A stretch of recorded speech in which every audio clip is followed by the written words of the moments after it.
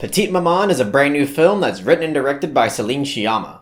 So, Petite Maman is a film that I've had on my radar for such a long time, for obvious reasons. Obviously the fact that it's written and directed by CELINE SCIAMMA, who made the masterpiece that is Portrait of a Lady on Fire. And at this point, I haven't seen any other film from her besides Portrait of a Lady on Fire, which is essentially disgraceful. But I'm definitely going to make it my mission this year to go back and watch some of her previous works. Tomboy is a film that she made that a lot of my friends have said a lot of positive things about. But before I give my thoughts on Petite Maman, I thought I'd rant a little about an experience that I had with this film. Basically, Eric, Perry, and I, and also one of our friends, Charlotte, that drove all the way from Alabama with her boyfriend, all of us decided to go see this film in the theaters when it came out. When we got to the theater, without any email notification or any kind of preemptive warning, they canceled the showtime for Petite Maman. Despite the fact that 5 tickets were already sold for the screening, they just decided to cancel it. And I can 100% guarantee you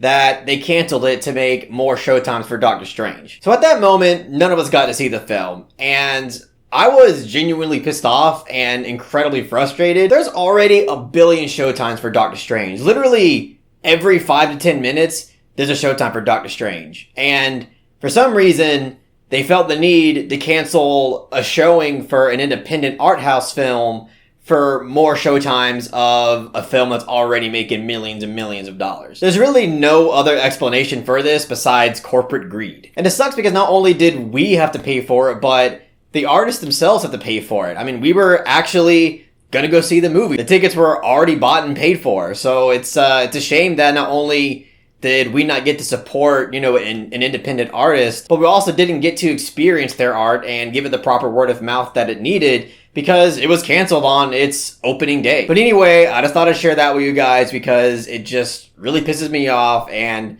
is partially the reason why I just can't stand Marvel films or really any big type of Hollywood blockbuster franchise. I mean, I understand that, it perhaps wasn't entirely Marvel's fault or Hollywood's fault.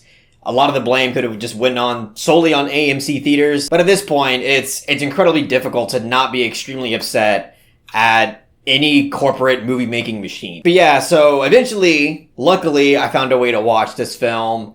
And it's a beautiful film, guys. This film pretty much everything that I loved about Portrait of a Lady on Fire is present in Petite Maman, but packaged in a much simpler and wholesome experience. CELINE SCIAMMA's maturity is there, the subtlety is there, the cinematography is there. I mean, this is such a beautiful looking film, and I could be biased because my favorite season of the year is autumn, but either way, it captures the season of autumn so beautifully. The aesthetic of autumn, and really the aesthetic of this film in general, just feels so warm and welcoming. I mean, there's so many shots in this film that are framed beautifully. I mean, it's not as beautifully looking as a film like Portrait of a Lady on Fire, but that's kind of unfair to compare the cinematography of any movie to that film. But even though, as I mentioned, there is this warm simplicity to the film, that doesn't mean that it shies away from heavy human subjects, because this is a film that, through its fantasy element, that begs the question of what if you as a child could go back in time and have an experience with your mother who currently is the same age as you. And it's through this element of time warp that CELINE SCIAMMA is able to explore a lot of different themes, mostly to me regarding guilt, regarding regret, regarding one's lack of clarity, parenthood, childhood, and also just exploring the kind of generational divide between parents and children. Because one thing I feel like this film was able to demonstrate was how a lot more often than never there's this kind of lack of understanding between a parent and child. And it's natural because there's such a big age gap between them. And for this reason, as children, we naturally feel distant from our parents because we don't understand why they're acting certain ways. We don't understand the mind behind their decisions. And conceptually, this film gives the main character, who is a child, the privilege of being able to kind of reach that understanding. But what I also loved about the film is that I feel like it also demonstrates that it's not a one-way street. This isn't just a film that is solely demonstrating the lack of understanding that a child has for their parent, but vice versa. It's also about how a parent can also lack a deep understanding of their child. And in a way is kind of encouraging parents and the older generation in general to embrace that inner child that they still have. And I also really love the ending to this film. It delivers such a heartwarming conclusion to the film. And all the performances in this film are really impressive, especially from the two main actresses in this film, which are both children. Apparently Shiyama shot this film without any rehearsals with them, and it's kind of mind-blowing because they are really good actresses. And the dialogue they're given isn't easy. I mean, these children talk in, a pretty sophisticated way, especially for children's standards.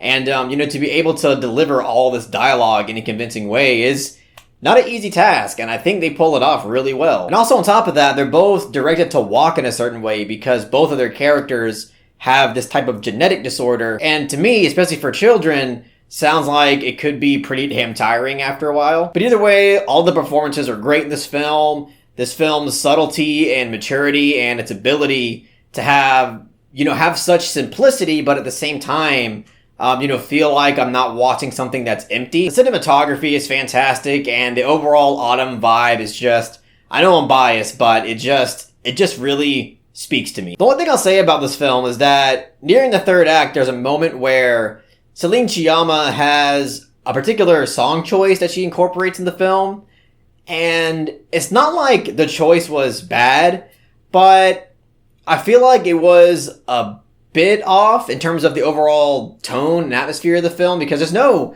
music basically that I can remember in the film. Like, there's pretty much no score to this film except for that one song that's, incorporated into that moment. And I'd say it would have probably been better if you either have no song or utilize something that is more ambient. But I understand that it is a bit nitpicky, but it was something that I noticed while watching this film. But obviously this is a film that I still highly adore and appreciate on many different levels. So I'm going to give Petite Maman a strong 8 out of 10.